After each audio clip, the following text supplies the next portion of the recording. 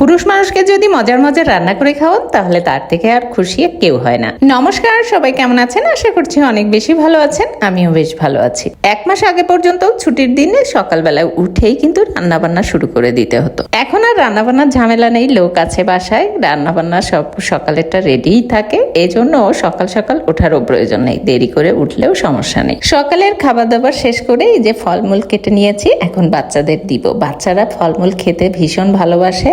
Dragon তো আমার গুলুসোনা অনেক বেশি পছন্দ করে। আমার বাসায় শুধু এই বাচ্চা দুইটা না, আরো বুড়ো 2টা বাচ্চা আছে, তাদেরকেও কিন্তু দিয়েছি। তাদেরগুলো ভিডিও করতে পারিনি। এই যে আরেকটা বাচ্চা, মানে আমার মা, আর এখানে হচ্ছে আমি যাকে এনেছি আমার ওই মামি, এই মামিও আছে।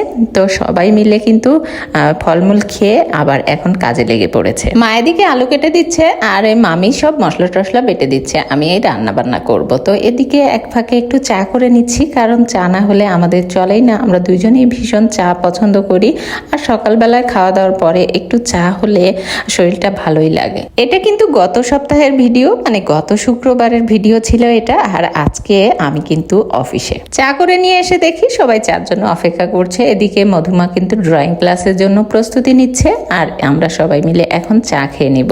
তো আমার তো বসে বসে চা খেলে হবে না, রান্নাঘরে কাজ আছে, তাই রান্নাঘরে চলে আসলাম। আর বসে চা খেলাম না, রান্নাঘরে এসে কাজ করছি আর চা খেয়ে নিলাম। মাংস রান্না হবে, মাছ রান্না হবে। মাংস হচ্ছে 2 ভাবে রান্না হবে। এই যে প্রথমেই আমার বাবার জন্য রান্না করছি। এখানে হচ্ছে মশলা সবই কম দিয়েছি, পেঁয়াজ রসুন দেওয়া যাবে না, আর সব মশলা দিয়ে এখন রান্না টান্না করে ফেললাম। আর এদিকে একটু মাছ রান্না করব, এটা হাতে মাখিয়েই রান্না করেছিলাম।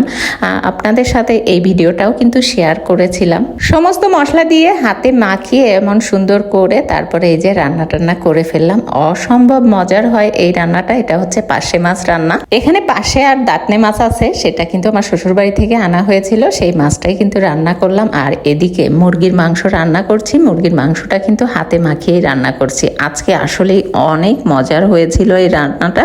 আর এই রান্নায় কিন্তু চুই ঝাল দিয়েছি, আস্ত রসুন দিয়েছি, আস্ত পেঁয়াজ দিয়েছি। মাংস রান্না বসিয়ে বাবা দেখি এদিকে খেতে বসে গেছে। তো বাবাকে নিজের হাতে আবার সবকিছু দিয়ে গেলাম, আর মাছটা সব দিলাম, কারণ বাবা অনেক পছন্দ করে এভাবে রান্না করলে। যে মানুষটা আগে শাসন করতো সেই মানুষটাকে এখন আমি শাসন করি। অদ্ভুত না ব্যাপারটা? এই যে বাবা মার বয়স হয়ে গেলে তারা বাচ্চাদের মতো হয়ে যায়, আর আমরা বাবা মার মতো হয়ে যাই। যাই হোক, এদিকে মাংস রান্নাটাও হয়ে গেছে। মাংস রান্নাটা আমি কিন্তু সুন্দর করে নামিয়ে নিলাম। আর এই যে মাংসের কালারটা এমন এসেছে, আসলে খেতে অসম্ভব মজা হয়েছিল।